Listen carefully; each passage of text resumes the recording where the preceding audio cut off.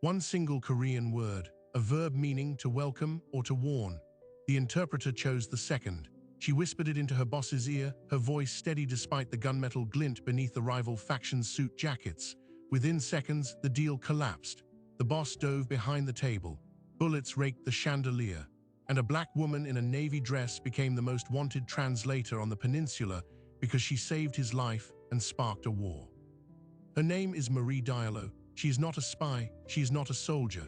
She is a conference interpreter, trained in Geneva, fluent in 7 languages, hired to translate a business deal between a Korean conglomerate and a North Korean front company.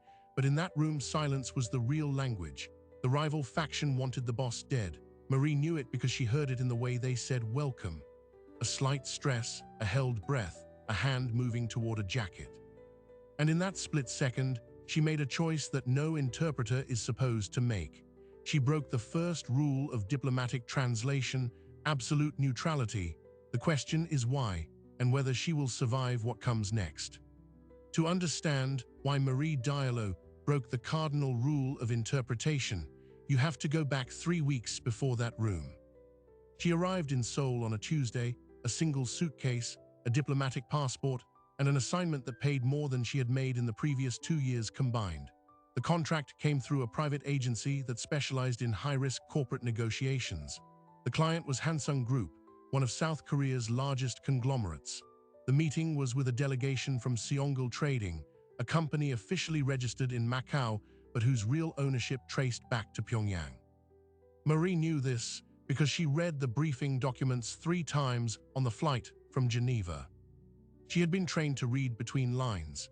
At the University of Geneva's Faculty of Translation and Interpreting, they taught her that language is never neutral. Every word carries history, every pause carries intent. Her professor, a veteran interpreter who had worked at the United Nations for 20 years, once told her, "You are not a machine, you are a filter, and filters can be broken." He had then told her about the Mokusatsu incident 1945. How a single Japanese word, meaning either to ignore or to refrain from comment, was translated as ignore, and that mistranslation helped justify the atomic bombing of Hiroshima. One word, 80,000 dead. Marie had never forgotten that lesson. She had also never forgotten what happened to interpreters who got caught in the middle of conflicts. La Malinche, the indigenous woman who translated for Cortés, was remembered as a traitor in Mexican history, even though she had no choice. Interpreters in war zones are killed at higher rates than journalists. They are seen as spies, as informants, as liabilities. The agency warned her before she left. This meeting is not a negotiation. It is a flashpoint. If something goes wrong, you get out. You do not stay. You do not intervene. But Marie had a reason to take the job that went beyond money. Her mother had been a Korean language interpreter for a South Korean diplomatic mission in Paris in the 1980s. She had disappeared when Marie was 7. No body, no explanation. The official record said she resigned. Marie never believed that. She had spent her adult life trying to find out what happened. And now she was being paid to walk into a room with men who might know the truth. She was met at Incheon Airport by Kang Jun, the personal secretary to Chairman Park Yi-won, the founder of Hansung Group. Kang Jun was mid-50s, impeccably dressed, with the hollowed-out eyes of a man who had seen too much and trusted too little. He handed her a folder. "Read this on the way. Do not discuss it with anyone. Do not make copies." The folder contained the negotiation brief. Seonggil Trading was offering a joint venture in rare earth mineral extraction. In return, Hansung would provide shipping routes and financial infrastructure. The numbers were enormous. The risks were higher. Marie noticed that the terms heavily favored Seonggil. She also noticed that Chairman Park's signature was already on the bottom of the document, dated 3 days before negotiations were supposed to begin. Asked Kang Jun about it, he did not answer. Instead, he said, "Chairman Park is under pressure. His wife was kidnapped 6 months ago. The ransom demand was not for money, it was for access to these negotiations." Marie stopped reading. "So the chairman is being blackmailed?" Kang Jun looked out the window. "The chairman is being controlled. There is a difference." Marie understood then that she was not just a translator, she was a witness, and witnesses in these situations rarely survive. The villa where the negotiations would take place was a fortress outside Seoul. Guard towers, electronic fences, armed men in plain clothes. Inside, the rooms were decorated to look like a luxury hotel, but the windows were bulletproof and the doors were steel-reinforced. Marie was given a room on the second floor next to a communications suite. She was not allowed to bring her phone. She was not allowed to leave the building. She was told the meeting would happen in 2 days. That first night she could not sleep. She went to the kitchen to get water and found a woman sitting at the table, smoking a cigarette in the dark. The woman introduced herself as Minjai, the housekeeper, but Marie noticed her hands, calloused, scarred, the hands of someone who had been in combat. Minjai looked at her and said, "You should not have come. They will use you and then they will discard you." Marie asked what she meant. Minjai stubbed out her cigarette and said, "Chairman Park is not the one in charge. The men from Seongal are not the real threat. The real threat is inside this house." She stood up and walked away, leaving Marie alone in the dark with the smell of smoke and the weight of a warning she could not ignore. The next morning, Marie met Chairman Park. He was 62, white-haired, with the exhausted authority of a man who had built an empire and was watching it crumble. He barely looked at her. He said, "You will translate exactly what is said. Nothing more, nothing less. If you add anything, if you omit anything, I will have you fired and deported within the hour." Marie nodded. She did not tell him that she had already read his signed agreement.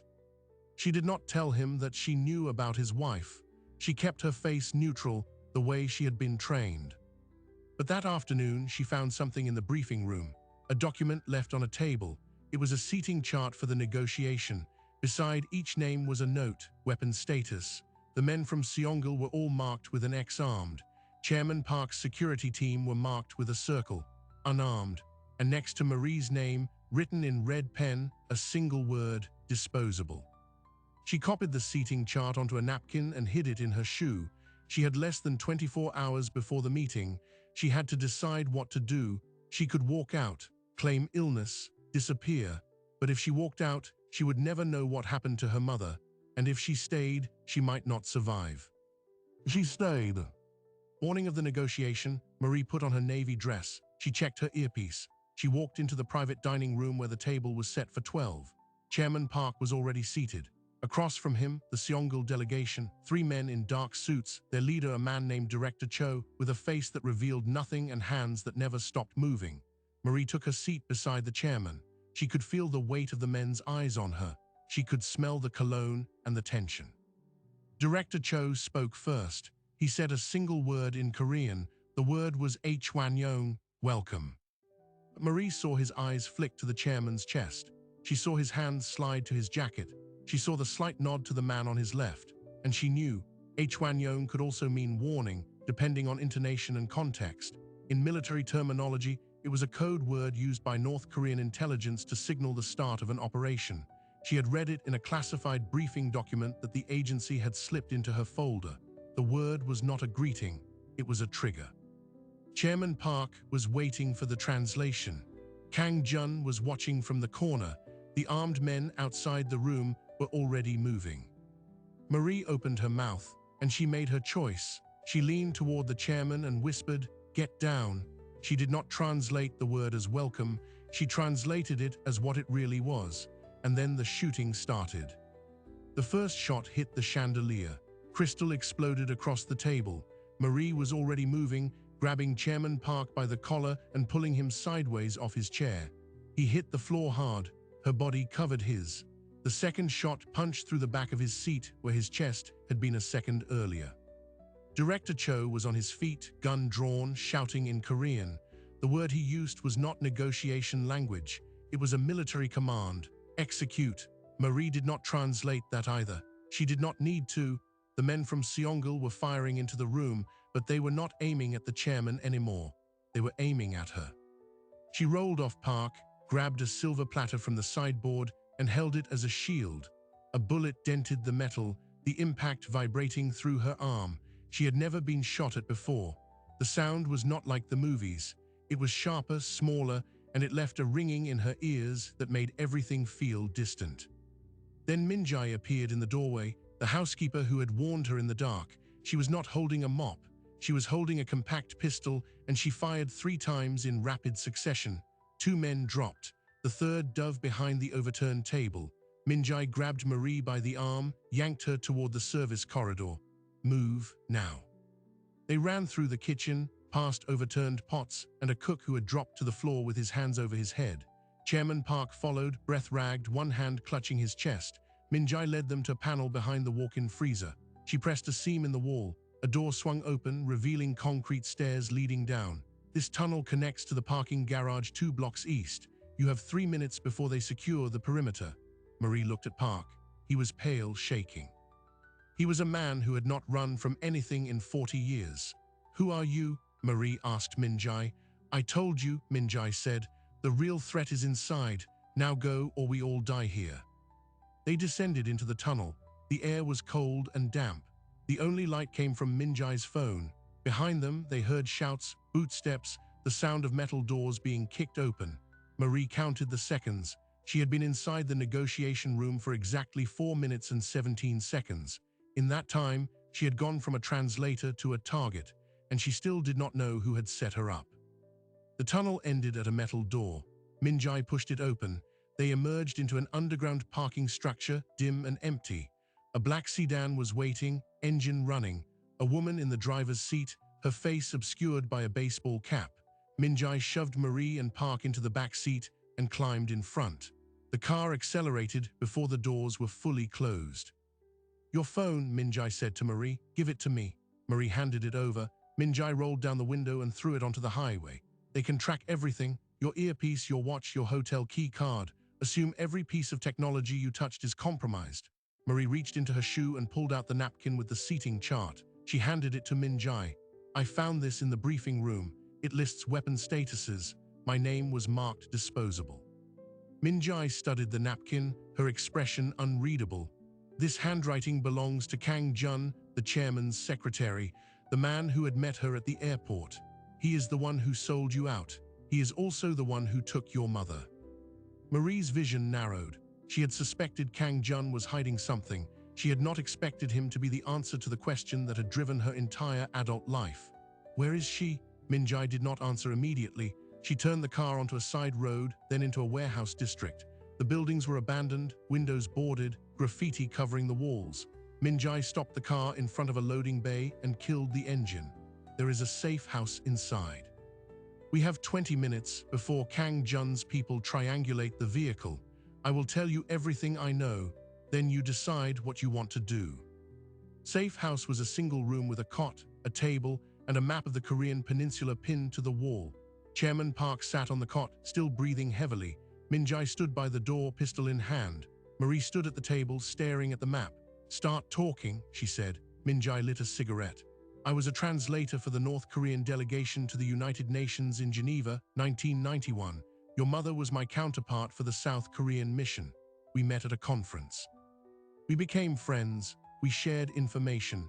It is how she found out that her husband was not a diplomat. He was an intelligence officer for the South Korean National Intelligence Service. He was running a black operation to funnel weapons to defectors across the DMZ. Your mother discovered his true identity. She was going to expose him, so he made her disappear." Marie's hands were shaking. "My father was a teacher. He died when I was 3. Minjai shook her head. "He was not a teacher. He was an agent, and he is alive. He is the man you know as Kang Jun." The room went silent. Chairman Park looked up, his face ashen.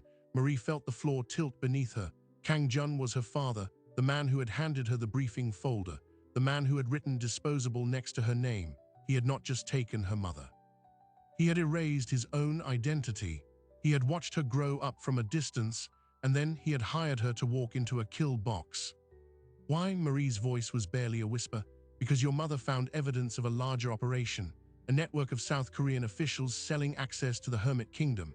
The kidnapping of Chairman Park's wife was part of that network. The negotiation with Seongil was a cover for a weapons transfer. You were brought in to translate, but also to be a scapegoat. When the shooting started, you were supposed to die. The blame would fall on the North Korean delegation. The network would remain hidden." Minjai took a long drag of her cigarette. "But you did not translate the word as welcome. You translated it as warning. That was not in the plan." Marie looked at the map. She traced the line from Seoul to the DMZ. Somewhere beyond that border, her mother might still be alive. "Where is Kang Jun now?" she asked. "He will be at the secondary location, a compound near Paju, 20 kilometers from the border. He will be interrogating your mother. He will kill her once he learns that the operation failed." Marie turned to Chairman Park. You know about this network? You know who is involved? Tell me. Park hesitated.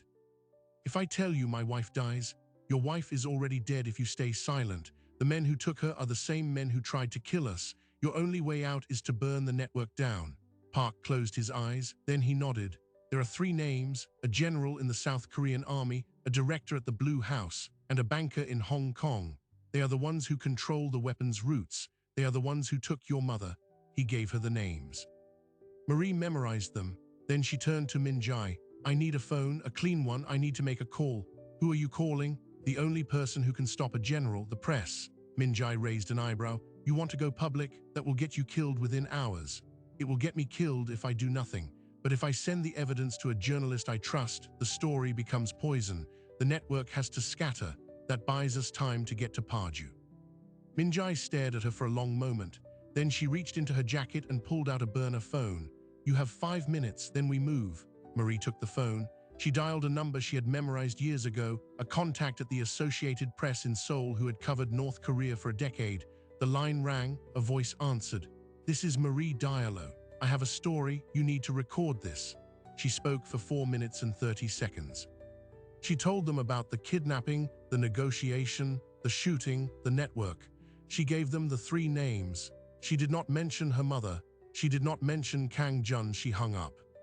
The phone buzzed immediately. A text message from an unknown number. It read, you just signed your death warrant, but you already knew that. Meet me at the old train station in Paju, midnight. Come alone. Min-jae looked at the message. It is a trap. I know, you are going anyway. Yes, Min-jae holstered her pistol. Then I am coming with you. Chairman Park stood up. So am I. Marie looked at both of them. 2 people she had met less than 72 hours ago. One a defector with a hidden past. One a billionaire who had lost everything. And she, a translator who had broken the rules. They had no army, no backup, no exit plan. They had 12 hours until midnight. And somewhere in the dark near the DMZ, her mother was waiting. The drive to Paju took 2 hours through back roads, headlights off, the landscape flattening into farm fields and military checkpoints. Min-jae drove with one hand on the wheel and one on her pistol. Chairman Park sat in the back, silent, his hands folded in his lap like a man waiting for an execution. Marie watched the dark hills pass. She had called a journalist she trusted, but trust was a luxury she could no longer afford. The burner phone buzzed again. Another text from the unknown number. Change of plan. The train station is watched. Go to the old pumping station on the Imjin River. Come alone. You have until midnight. Do not bring the chairman. Do not bring the defector. Marie showed Min-jae. They know our exact composition. They know we have Park. They know you are a defector. That means someone inside our group is feeding information. Min-jae's jaw tightened. It means the network has ears everywhere, even the journalist you called.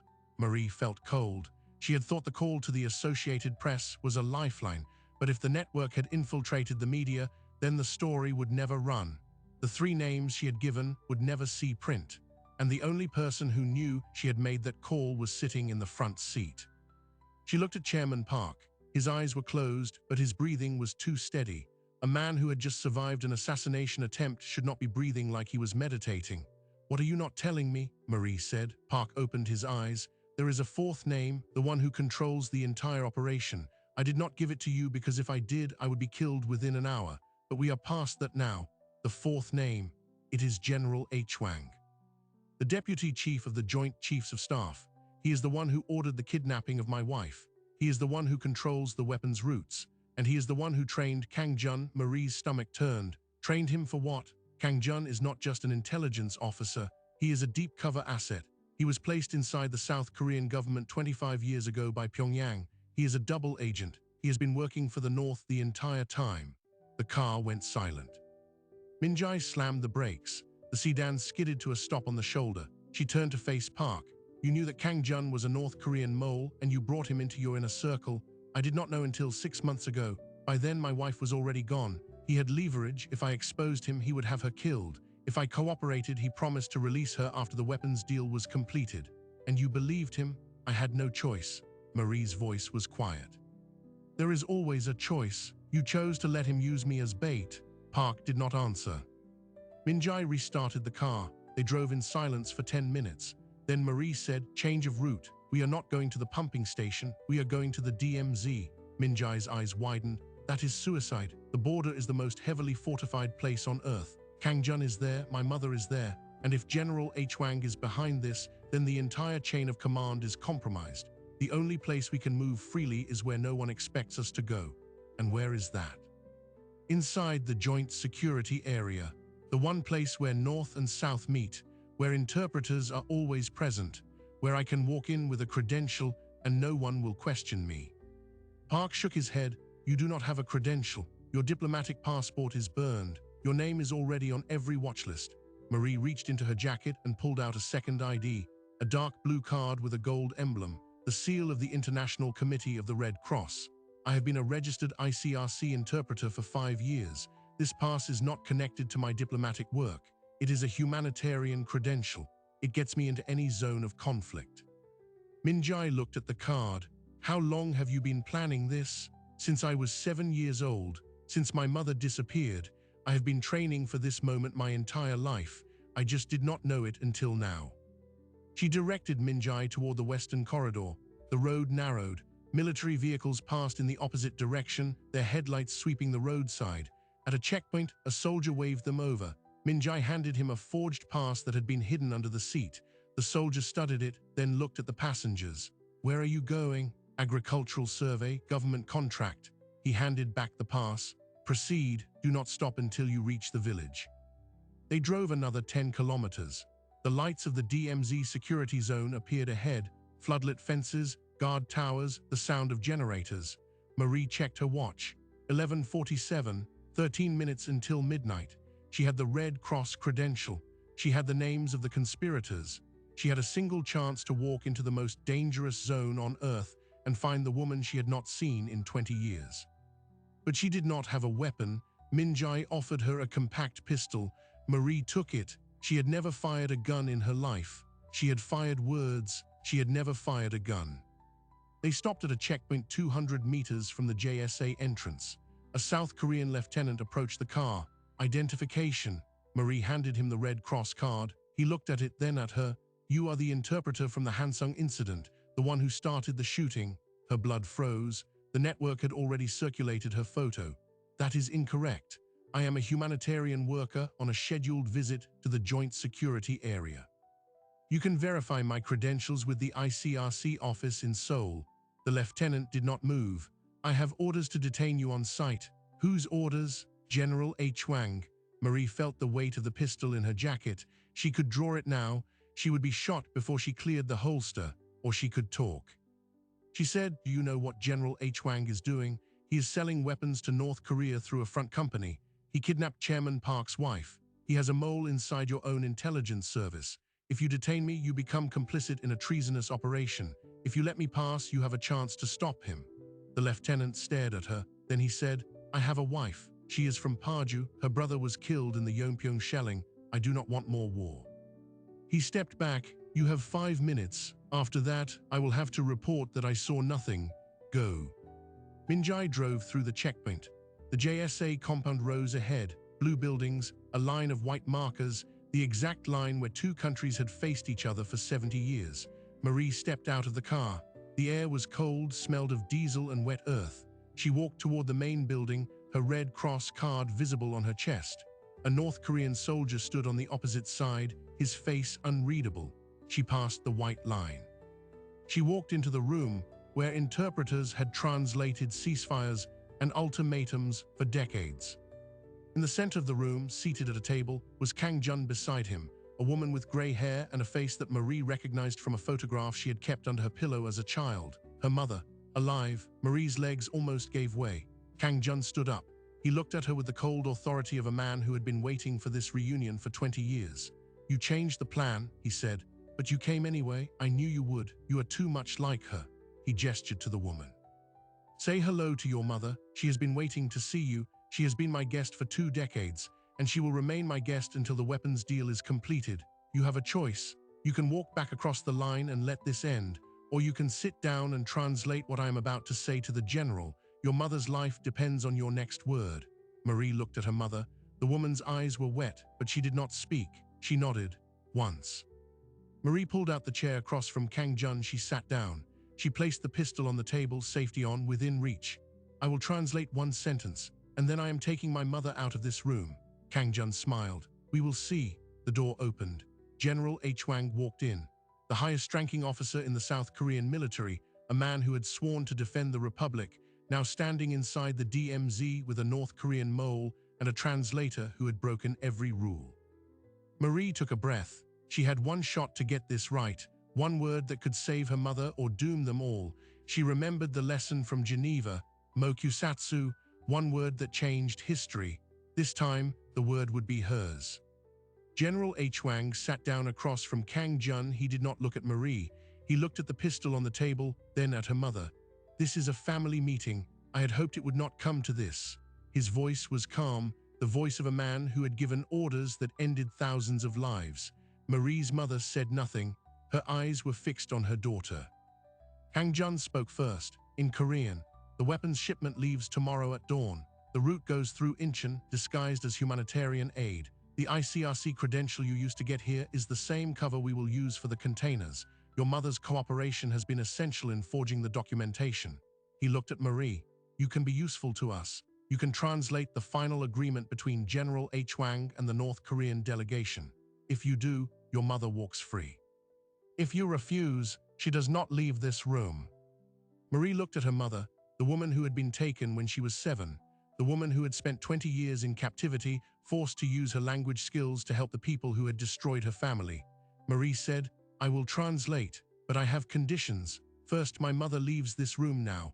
Second, I want the original documentation of the weapons route. Third, you let Minjai and Chairman Park cross back to the south unharmed. Kang Jun laughed. You are in no position to demand anything. Marie picked up the pistol. She did not point it at anyone. She held it in her hand, the weight familiar now. I am in the position of a woman who has nothing left to lose. You took my mother. You erased my father's identity. You used me as bait. The only thing I have left is my voice, and I will use it to either save us or bury us all. She turned to General H. Wang. You are a traitor to your country. But you are also a pragmatist. You know that if I do not walk out of this room, the story I already sent to the AP will run. The names I gave will be investigated. You will be exposed. The only way to prevent that is to let us go. General H. Wang studied her. Then he said, you sent the story to the AP, but you did not send the evidence. The names alone mean nothing without documentation, without proof. Marie smiled. I am the proof. I am the interpreter who survived. I am the witness. And I am sitting in the one room in the DMZ that has recording equipment built into the table. The entire conversation we have just had is being recorded on a loop that feeds directly to the ICRC headquarters in Geneva. Did you think I came here without a plan? Kang Jun's face went pale. He stood up.